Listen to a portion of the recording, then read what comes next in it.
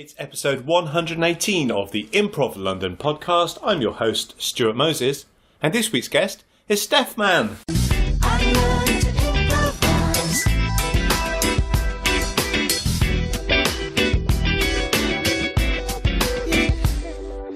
Hey! Hello, everyone! Hello, Stuart! Hello! Hello! How are you? I am alright. I'm alright, thanks. I'm feeling that weird mix of excitement and anxiety of going, oh, we get to sit down and have a chat, but also at the same time, I'm going to be asked lots of questions. Lots of tough questions. Lots of I'm tough all questions. about the tough questions. The tough questions. You bring it down hard, Stu. I do. That is my do. reputation on the improv scene. That's it. So thank you very much for coming on. That's alright. We have lots of exciting things to talk about. Yes. We should probably talk about them rather than talking about the fact we're going to talk about We could. them. I mean, we could. Yes. Let's do that. Let's go. Brilliant. You're involved in Duck, Duck, Goose. I am. What's Duck, Duck, Goose? I know what is Duck, Duck, Duck, Duck, Goose. The Duck, Duck, Goose Improv Jam. I think I am one of many now who have been on the podcast from Duck, Duck, Goose. Basically, Duck, Duck, Goose is an improv jam that runs every Monday at the Ephra Social down in Brixton. And we're a jam where anyone can feel free to come and play. We try and create as safe a space as we possibly can, and the night is devoted half to jammers coming to drop their name in our bucket, and then the rest of the night we've got acts coming from all over the place to come and play. So yeah, it's just a great night really for anyone to come and enjoy a bit of improv, and just a really nice low pressure environment, I think. So I always think people who start with jams, who start their improv life with jams, are really brave. I totally agree. I started my improv life going to Duck Duck Goose. Oh, really? Yeah, when I basically got into the improv scene, then my best mate had heard about Duck Duck Goose and was like, right, we're going to this night, and you can put your name in a bucket and you can get up and you can perform on stage with people. And I thought, oh, that's fantastic! Oh my god, I don't think I could do that, because the idea was so frightening. And so yeah, seeing people just getting up on stage and doing it was just amazing, absolutely amazing, and so brave. Yes. And then kind of moving into doing it, kind of scary but so much fun. Cool. Yeah. In what way is it scary? I think when you've not done it before, then I think it is just that kind of that nerve-wracking feeling of like you're in a room full of people, you've seen everyone else get up on stage, and when you're watching as an audience member, you don't necessarily see the nerves or the moments of doubt in someone where they're going up there going, I don't know, should I step out, should I, I have an idea, it all just looks kind of natural and like everyone's having a great time. And so before doing it, there's that weird feeling of impossibility, and then it's, as you've said many times, it's, through doing it and doing it again, like constant jumping into the fire. Yes. And kind of like throwing yourself in there. Yes, no, I definitely think if anyone is struggling with jams, the way to get better at jams is to do more jams. Yes, talking about observing other people, I read something on the internet about do not compare your insides to other people's outsides. I can understand that, and I would say that I see the sense in that, and also the fairness, definitely, and yeah, you shouldn't. I think that it's wrong to go through life imagining that everyone else feels as confident as they look all the time. Definitely, 100%, and especially, I don't know. Is it rude to say especially when you're watching performers? Is that, I don't know. No, I think that's fine. Yeah. I think that's fine. Good. So there are lots of kind of behind the scenes things that happen at Duck Duck Goose. Right. Regular listeners know well, I am fascinated Yes. with the organisation. Yes. So what's your favourite behind the scenes job to do? My favourite behind the scenes job to do. Ooh, that's a tough one. I would say actually setting up the room. For me, setting up the room is my favourite job to do, because it always it's on a Monday, so we're all coming from our various jobs to do the show, and it's so nice sort of getting into the Ephra and having that slow building kind of excitement and that wonderful feeling of kind of like just setting up the room, setting up the night, making sure it's ready, and it's almost like it's a live montage that's happening before your very eyes that you're participating in and doing, because that's it, and it just gets you in that mindset, and you're there just going, right, this is my moment of zen before it's showtime, and it's exciting. Now I want to do a show. One thing I normally mention to guests before we start, and I forgot tonight, was don't be afraid of detail. I want to know, so how do you set up the room for Duck Duck Goose? How do we set up the room? This is so boring. The detail is... fine. This is the place for the detail. All right. Because other people might be interested in setting up their own jam nights, and maybe they just want to know how you do it. That's true. That's totally fair. So the room that we're in at the Ephra Social is it's effectively like someone's living room, because it's like the lounge room of the Ephra Social building. So there's a small bar in there, but literally there's a fireplace at the end of the room, and normally it's filled with tables and like a couple of couches and seats around there. A lot of the time the staff are lovely to us, and they basically they get a lot of the furniture and take it out of the room, but on occasion we've got to remove some of the furniture that's in there and then gather all the chairs up from down in the restaurant or in the bar and take them upstairs and set them all out, get all of that ready. We've got our own lights and sort of a bag of stuff that we keep all the things that we need for the show in, and it's a case of going to get all the lights set up in the room, get all of sort of everything just set up so that it feels like a Duck Duck Goose night, basically. And that's pretty much it, bar the admin. So I imagine you need to get the Winston Churchill picture to put up on the mantelpiece. I would love to say that we had to get it, but it's there. I think there are quite a few. Which are just there. It came with the room. So yeah, and if I'm right, I think there's even one behind the TV, which sits on top of the fireplace. I think there is. I think someone tried to move the TV, and it was like, there's another Churchill. So yeah, I think it's in there. So.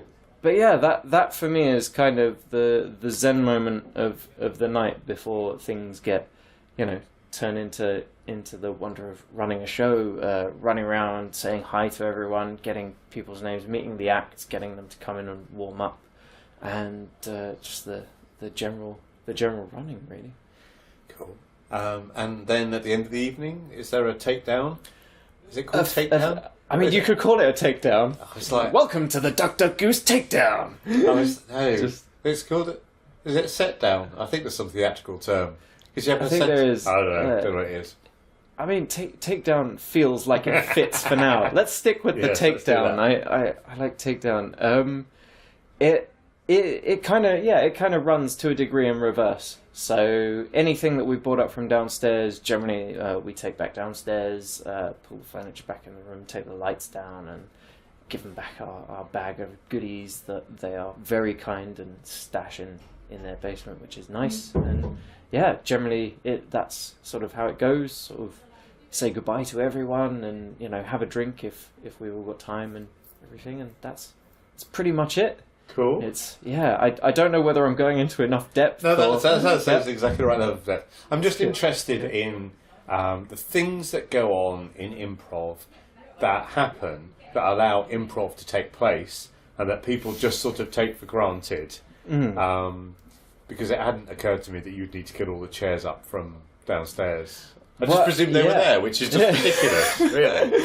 Well, some nights they do a job of basically setting up chairs for us occasionally in the room. It sort of, I think it runs on whether or not they've had enough time themselves as well. Yeah. But we also, if you've been to the Ephra yourself, but if anyone else has ever been to the Ephra, they have some chairs which we like to use as many of as possible, which are the lovely kind of red and blue chairs with like with a silver frame and everything, and those they tend to keep down in their restaurant or occasionally stacked up on the stage and not sort of in the bar. So if we get them, it's just like, well we want our chairs. we want to get the chairs that people are going to want to sit on and not come into the room and just be like, well, okay, it'll do. I mean, here to see a show, all right, So. But it's all these little details that I find fascinating, because I've sat on those chairs, I've taken those chairs for granted. I thought these were just the FSO chairs. I didn't realise they were the special. Well, I mean, if ever you've been to the show and hung around for 5 minutes afterwards, you'll notice that suddenly there's a wall of people that are happy, they've been to the night,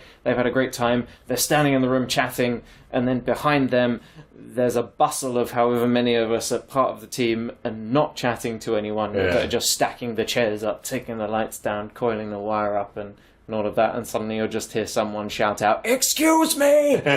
because there's a stack of chairs coming through. And it's interesting. Like, I remember before I'd started running, I remember the very first sort of show that myself and Amar ran without Mark or Vic or Ed at the time.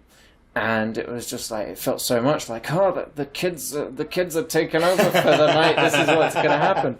And just remembering like the sheer amount of stuff that we had to do to get the room set up.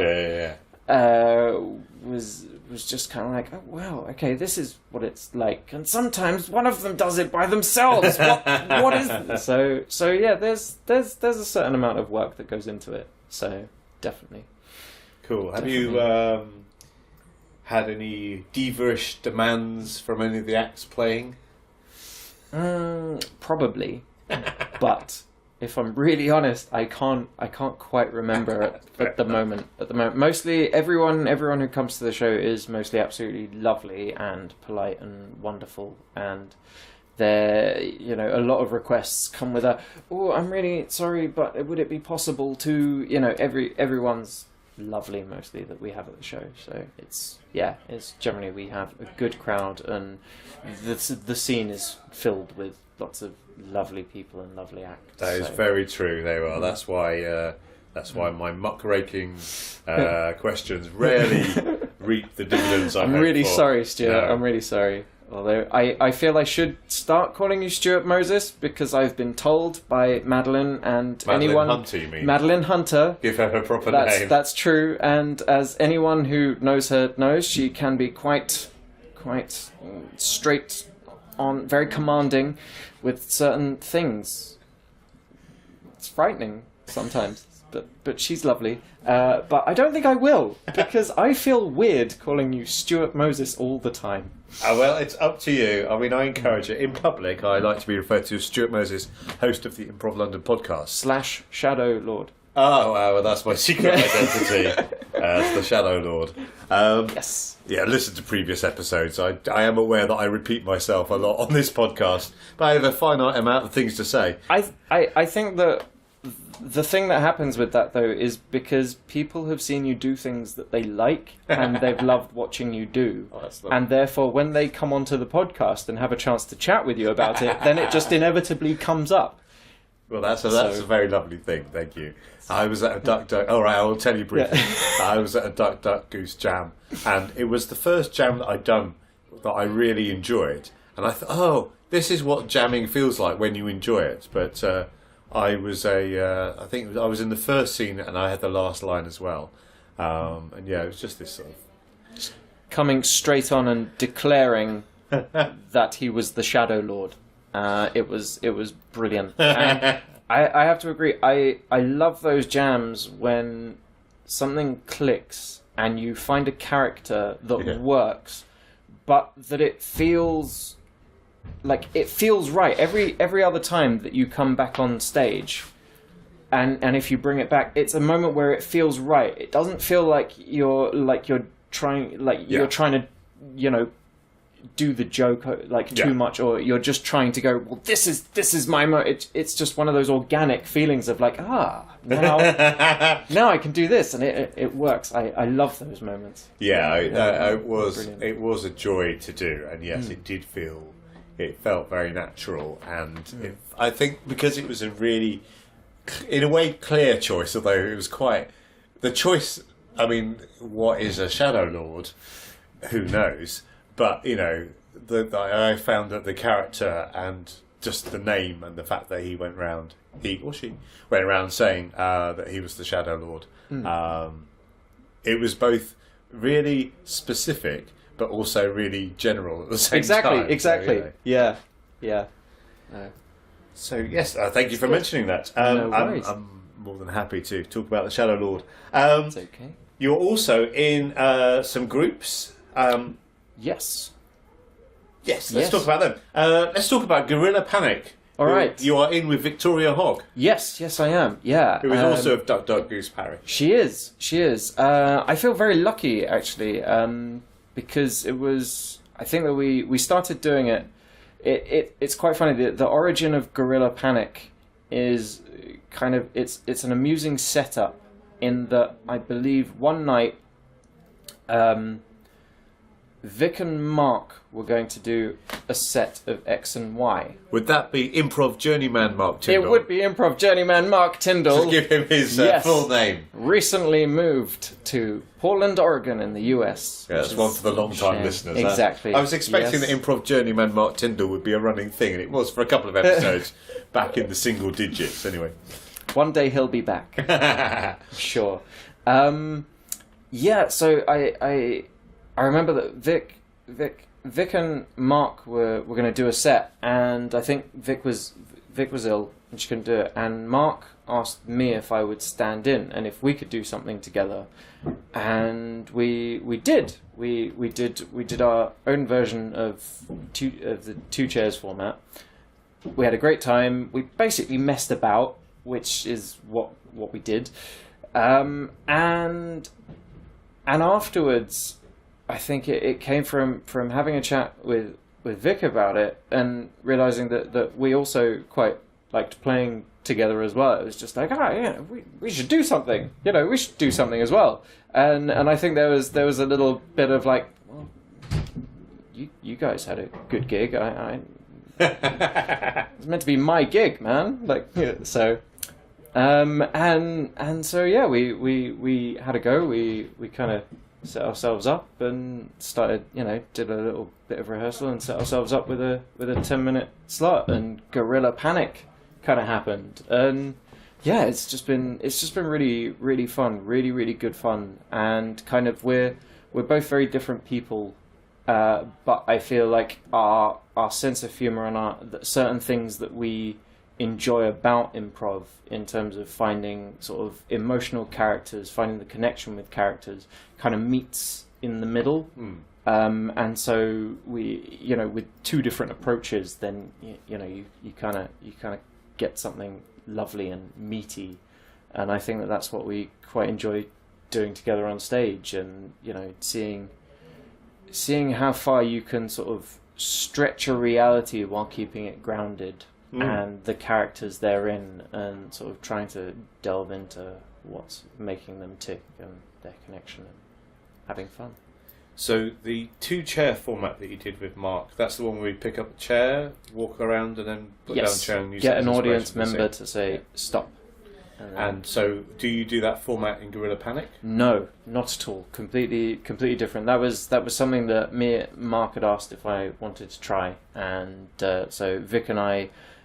We basically do scene work, kind of, and it could, through a set we could do, who knows how many scenes, whether it be 3, 4, 5, or just 1 or 2, depending on how much we're enjoying it and how far the scene kind of takes you, really. So, and the characters take you. Cool. So. And you mentioned that you have different senses of humour. Yeah, I think so. Slightly different senses of humour. What's your sense of humour? What's Vic's sense of humour? Oh, it's a hard question. Oh, that's a hard question, because that means me talking for Vic, which I feel. Well, no, I think you're giving. Okay, well that's fine. I mean, I think it'd be your interpretation. My interpretation of Vic's sense of humour. See, already I can feel my face going red at the idea of overstepping that much. I'm terribly sorry.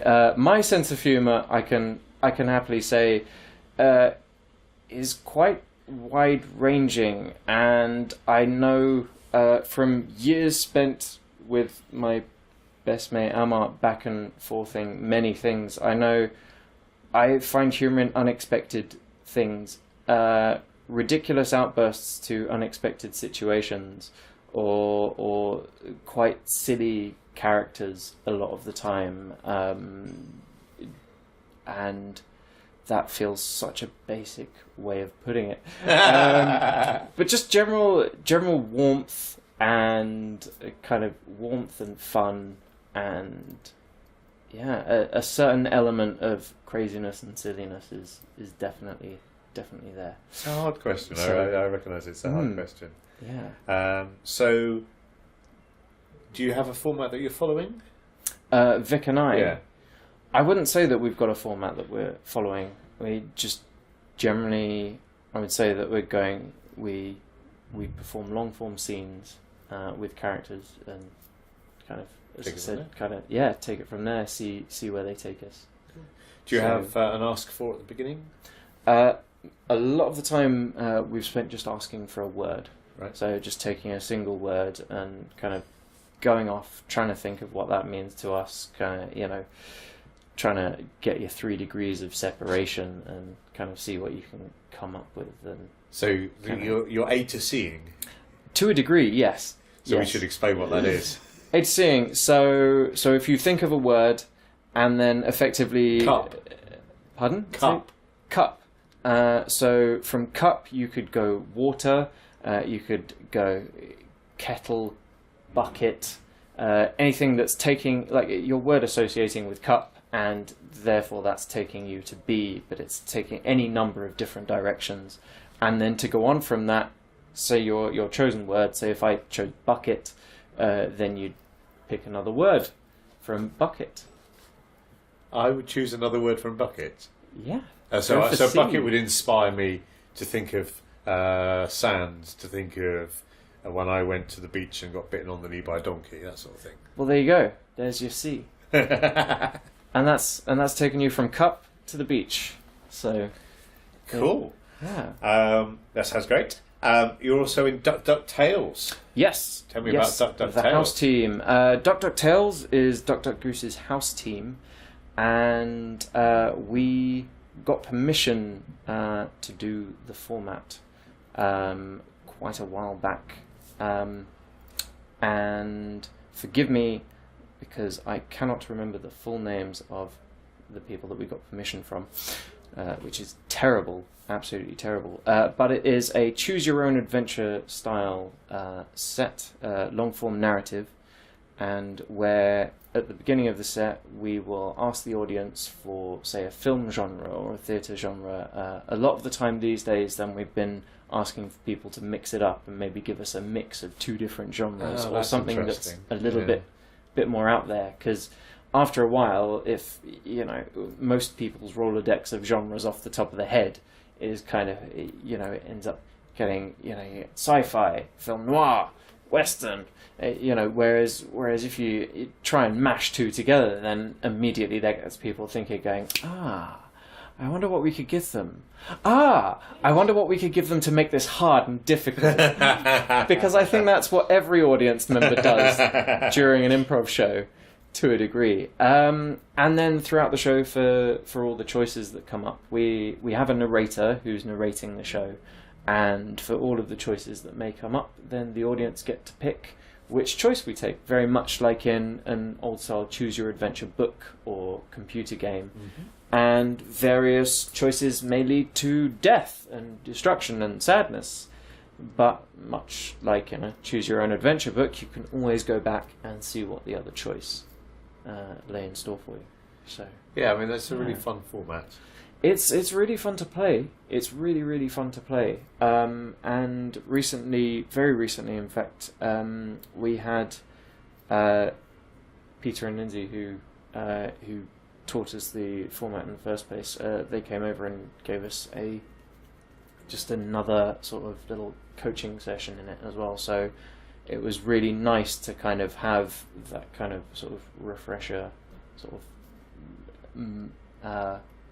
just that couple of hours to refresh how it was, like how to sort of really play with the format and really get into it and how to do different things with it. So yeah, no, it was lots and lots of fun, and it's good fun. Yes, no, I'm a really big fan of narrative in general. I don't know why people struggle with it. Anyway, that's my fun equation. See, I want to delve into that. I now want to ask you what you mean there. Well, to me, yeah, I find stories quite an obvious like format, and as long as you keep it simple and you know. Yep. All right. Yeah, I can understand that. Can we tell this to Hollywood? Is it possible to tell this to Hollywood? Is that, you know? Do you know what my message to Hollywood would be? Go on. Please, can we have shorter films? Because there's very few films that need to be 3 hours long, and I would say even then. Anyway, I mean that is possibly the very tiniest tip of the iceberg when it comes to problems in Hollywood. Well, you are right. Yes, no, you are right. Yes. I have prioritised the wrong thing there. Yes. Well, I think we both did. Yes. But, yes. We're not responsible for Hollywood. No. But that's not to say. Oh, I'm just going to move on. I'm going to move on to Glow in the Dark. Glow in the dark, glow in the dark, glow in the dark, glow in the dark, glow in the dark, glow in the dark, glow in the dark, glow. It's great. It's so much fun. Every single time, it's so much fun. It's so much fun. And yes, so Glow in the Dark is a team that is left of basically wonderful, wonderful friends. So I want to say about 3.5 years ago, then I did my first Hooper beginners course, and through that course, then I met lots of wonderful people, but some of which stayed together to form a little team called Ahoy. Ahoy? Ahoy. I've not heard of Ahoy. It's because Ahoy didn't do anything. Oh right, see, fair enough. Yep. So we got together. We also, all the friends from the beginners course, we all stayed on together to do the performance course. And I know that I've been told not to try and name all names. So it's more of a tip than a guideline. Exactly. So because I am slightly worried about forgetting people, I won't. But I do remember you all, and I love you all as well, very much. You know who you are. Yes, exactly.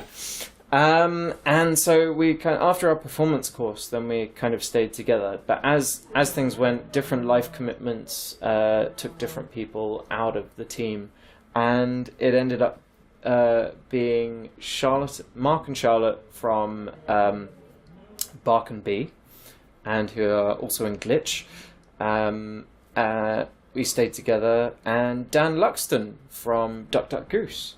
So we also have two very out on the edges members, Afi and Amar, who kind of haven't been able to be part of the team, but originally were. Is that when you say out on the edge? That's what you mean, rather than their improv style being crazy. Oh no, I mean out on the edge in terms of they haven't they kind of I would say they went on hiatus. Ah, right, fair enough. So before, I think even before we possibly became Glow in the Dark. But yeah, so otherwise Glow in the Dark has been Charlotte, Mark, Daniel and myself performing for a while now, and we'd meet up and just kind of rehearse and sort of teach each other things that we'd learned or play games that we found fun, and also just kind of jam with each other until somehow a narrative kind of format sort of formulated, and we realized, hey, we're enjoying doing this. We're enjoying doing this together, and that's it. Let's book ourselves a slot, because then that's that done. We have to perform. Yes. We have to now perform, which is exactly what we all want to be doing. And that's also where the theme tune came from. It was just a completely improvised moment of like, right, what what are we going to do? We picked a name, Glow in the Dark, and then we started chanting, because I think chanting is a very important part of improv. I think it's a lot of our games begin with chanting, really, or end in. I mean, if you think about it, Bunny Bunny, yes, starts with chanting, yes, and there's. Please don't challenge me to name more. Terrible. Well, I think if you're listening and you can think of other games that begin with chanting, yes, why not tweet at Improv London? Yes, definitely do. And please educate me, because my memory is like a sieve, and I barely remember things. It's terrible.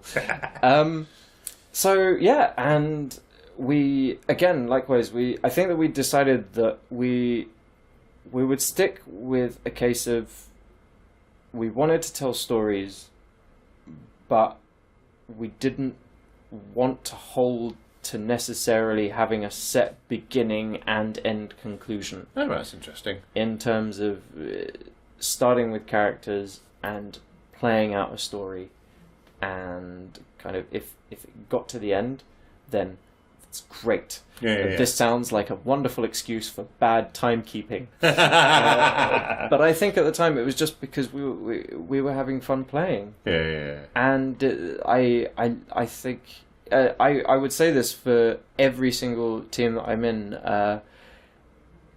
It's wonderful to be in teams with such wonderful players, and players like everyone that I've been lucky enough to play with, I feel is so funny and so creative, and it's amazing to see the variety of difference that you can have while doing essentially the same medium. Like in terms of Duck Tales is narrative, to a degree Gorilla Panic is, it's long form scenes which are narrative, and then Glow in the Dark is narrative, but all three teams are different. We all bring different things and have different paths that the mind treads down when you play with each other, and it's wonderful. Like Charlotte is amazing in terms of not only characters but picking up on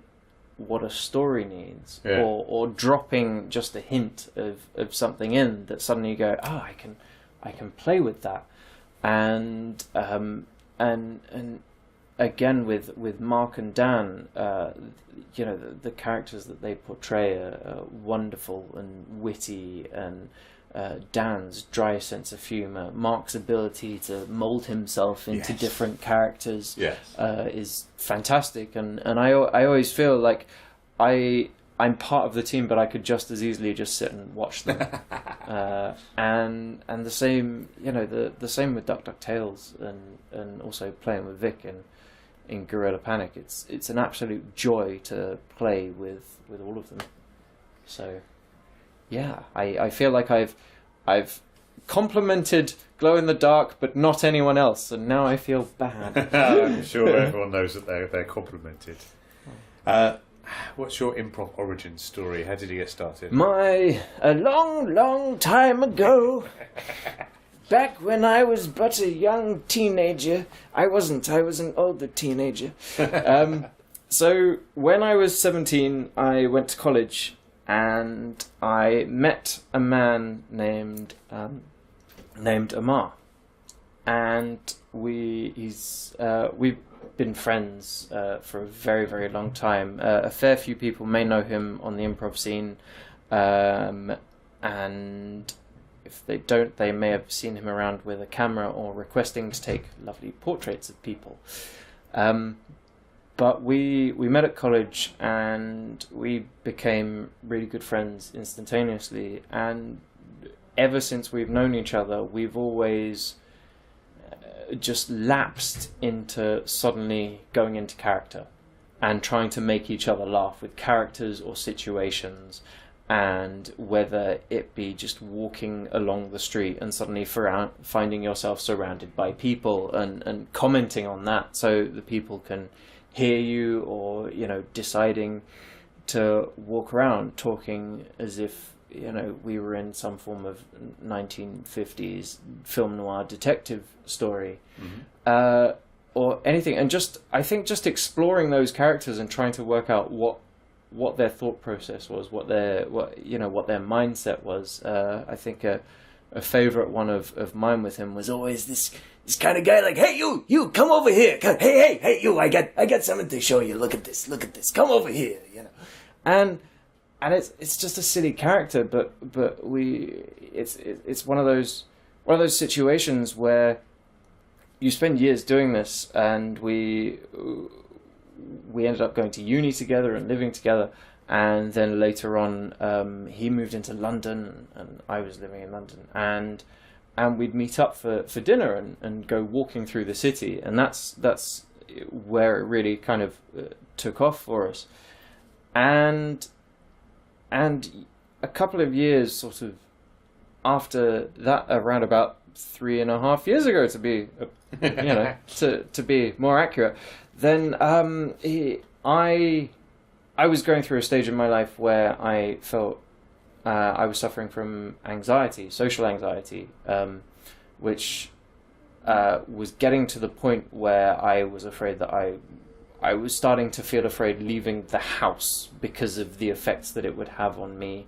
And I suddenly realized that, okay, this is an issue that needs to be sorted out. And it was around about that time that he said, by the way, this thing that we do, people do it as a theatre form. People come together and they do it on stage.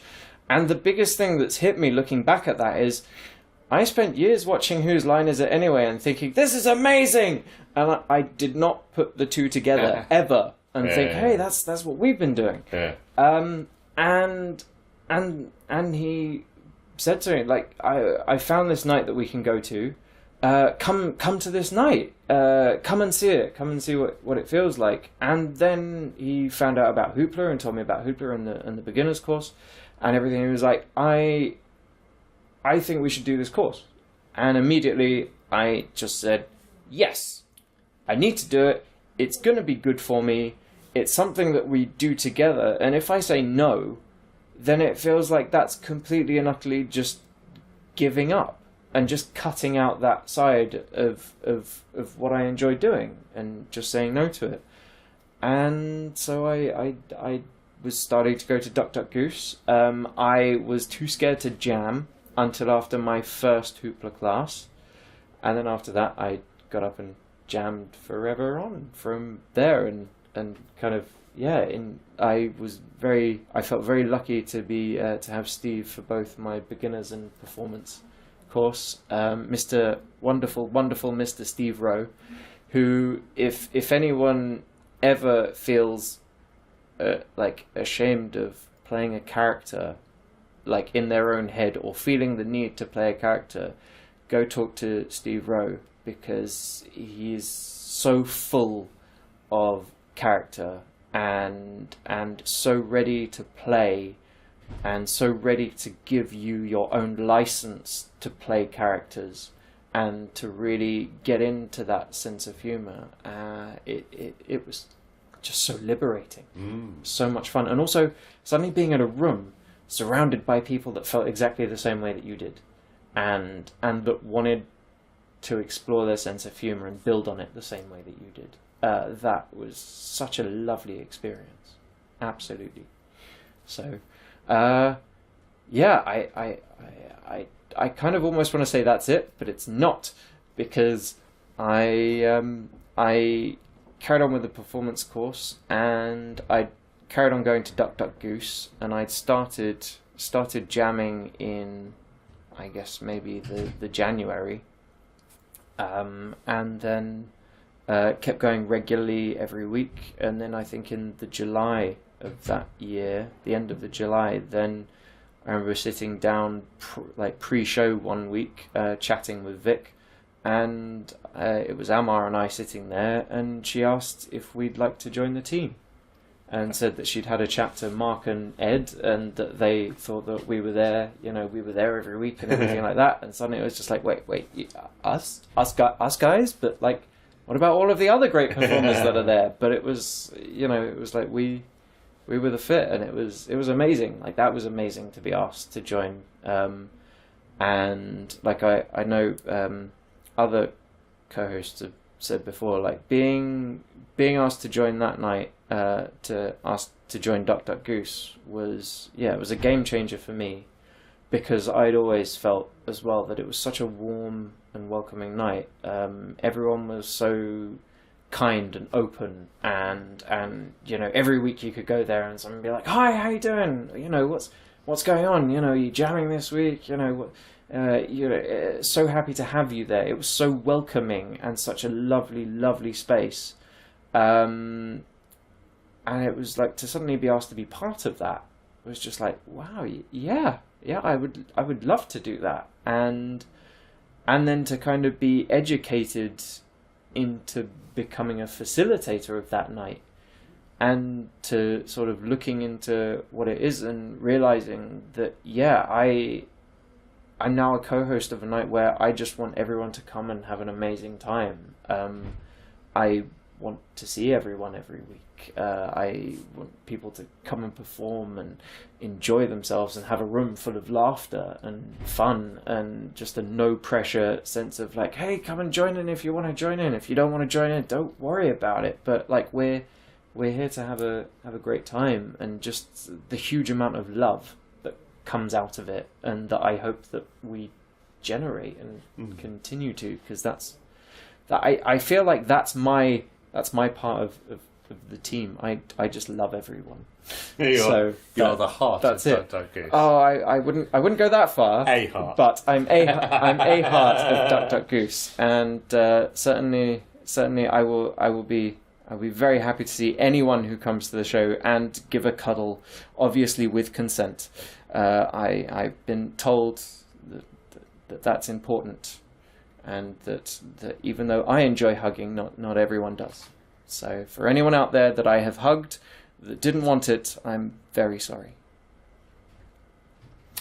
But yeah, that's kind of my improv journey. I mean, there's a couple of other courses along the way. Had a fantastic time doing Jules Munz's 2prov course. Oh yes, I've done that. That's one of the highlights. Yes, definitely. It's a lot of fun. Yeah, yes. Absolutely, and learned a huge amount from that as well. So he was a fantastic teacher as well. Yes, and I was lucky enough as well to be get onto Chris Mead's narrative course quite a while back, actually.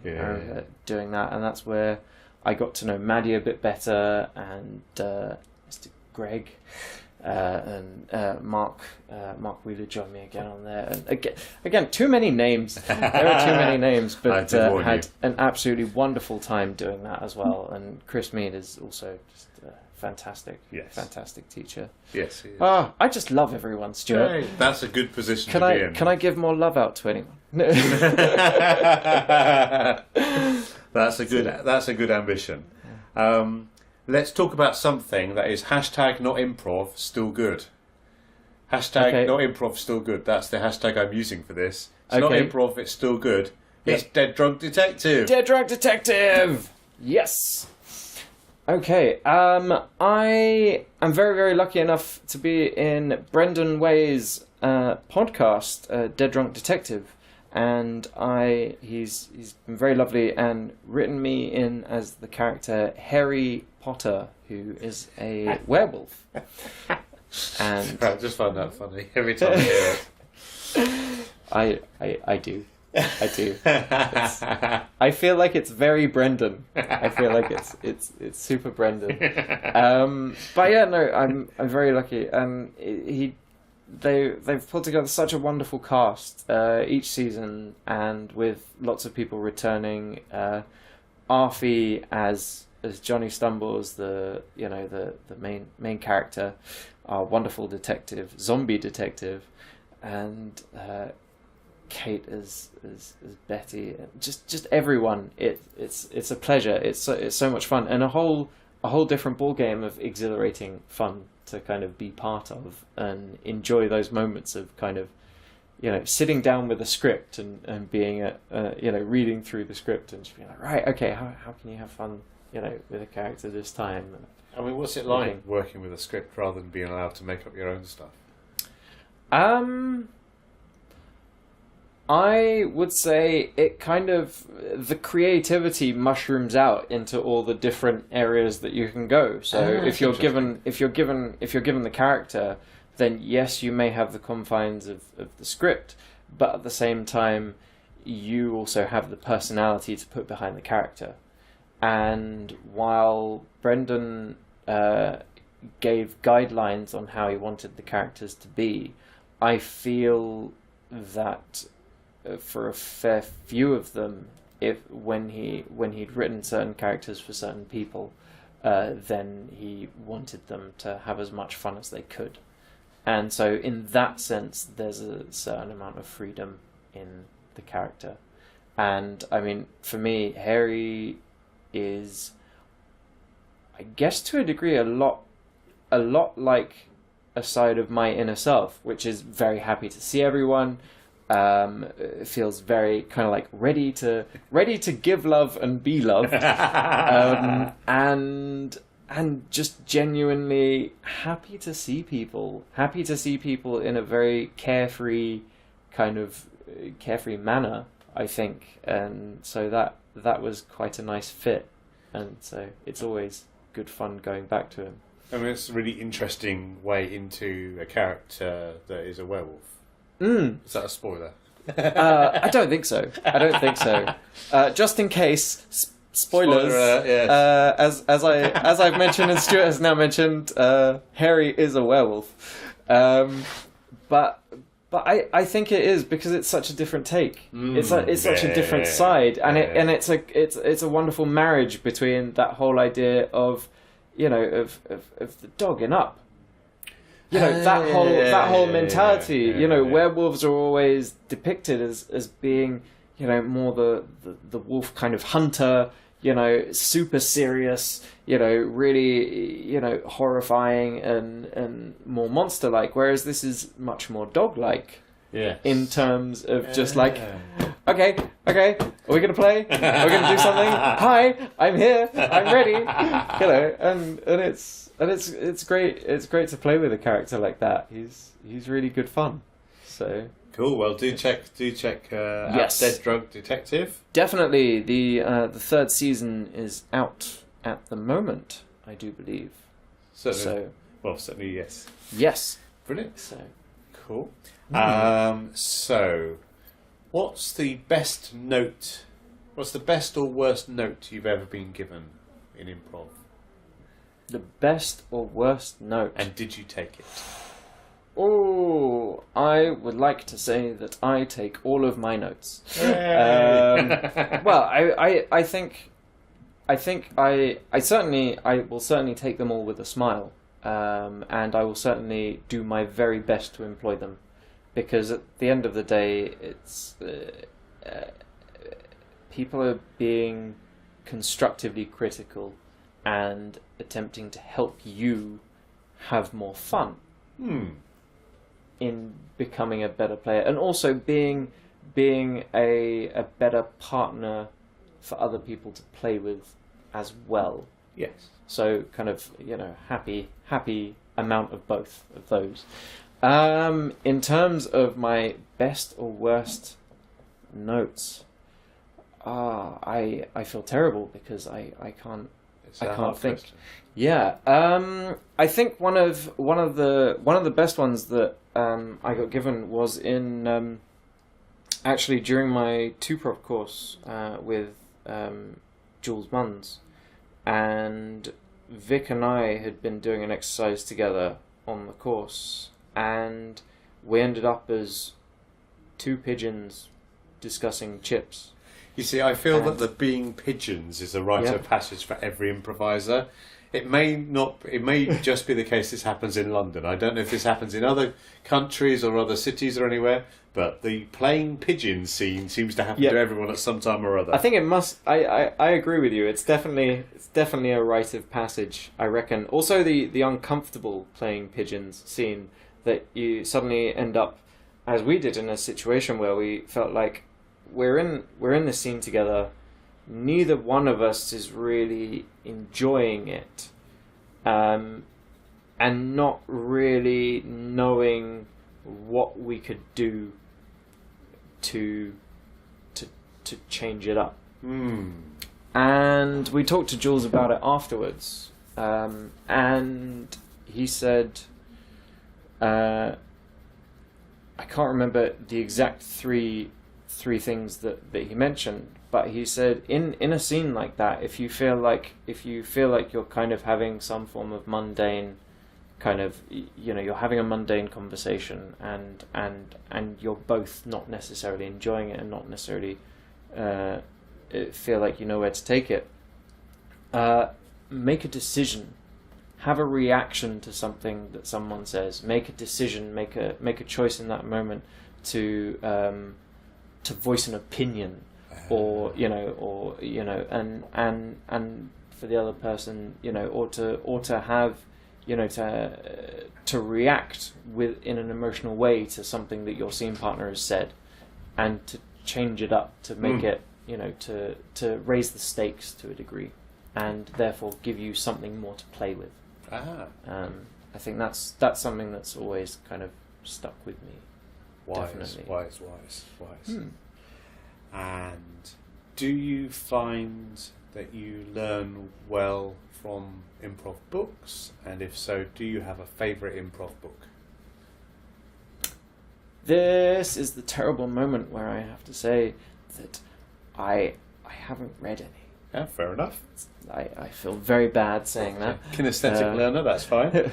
I haven't read any. I would like to, but I haven't got round to reading any yet. Fair enough. And if anyone feels like sending me any suggestions, please feel free to drop me a list of books that would be good to read over to me, where you can find me on Facebook as Steff Man. Thank you very much. Cool. So, if someone at a Duck Duck Goose Jam or anywhere else were to step on stage with you, what could they do to delight you? Ooh, see, this is a big one. I would say to feel free to double down on a character, and feel free to stand by their justifications in a situation, no matter if they feel that they've said something and then suddenly gone or not or anything like that. Because I'm very happy to play. It's one I've realised that I have a terrible trait in scenes. I'm very, very bad at starting scenes. That's interesting. Part of the reason for that is because I'm always so delighted by what other people might have in their head, and there's part of my brain which is like, you're doing something. I want to see what you're doing, and I want to know how I can best play with, it's almost like I want to steal your toys. I want to see how you're playing with them, and then I want to steal them or share and play with you. That's probably a better way of putting it. But yeah, I think just coming out and going for it is generally a wonderful way to delight me and be happy to go down the crazy ride. Because I've also realised I have a terrible tendency of being a little bit creepy with scenes, or having slightly creepy characters in scenes. Creepy in what way? Creepy in a way. So, for instance, I did a scene recently, a 2-person scene at Duck Duck Goose with one of our jammers, Kevin, and I think that our suggestion was bat. And we started with the scene with him pointing out a bat flying around the room, and I played the owner of the bat, and had a sort of almost a relationship with the bat that we were inviting Kevin to join in with, and stated the fact that me and my bat thought that he would bring a friend, and that the bat had wanted a lemur, And long story short, the scene ended with the bat demanding a bloodletting, which would have been Kevin. Hence the slightly creepy. But yes. So, but again, this is from my sense of humour. Sometimes I can't help it. It's almost a go-to character, because I find it funny, which is terrible. So, yes. Well, I mean, that very nearly answers my next question, and that is, what is your go-to character? What's your signature My go-to move? character? I know that there's a character of mine that Ed Farger loves, which we dubbed Old Man Steff. And he's very kind of, oh dear, oh no. So that is a go-to character. There's also the kind of, yes, hello, kind of creepy, sort of, yes, or that kind of. There's a certain hunch and a certain readiness that I think can be attributed to a few characters, but I think it's generally the delighted hunch with quivering readiness that is maybe my go-to position, if not character. So, which is generally terrible, but yes, it's good fun. Yeah. Thank you for being a guest on the Improv London podcast. Thank you very much for having me, Stuart. Yay. Thank you. Bye. Yay. Bye-bye. I made this. That's improv.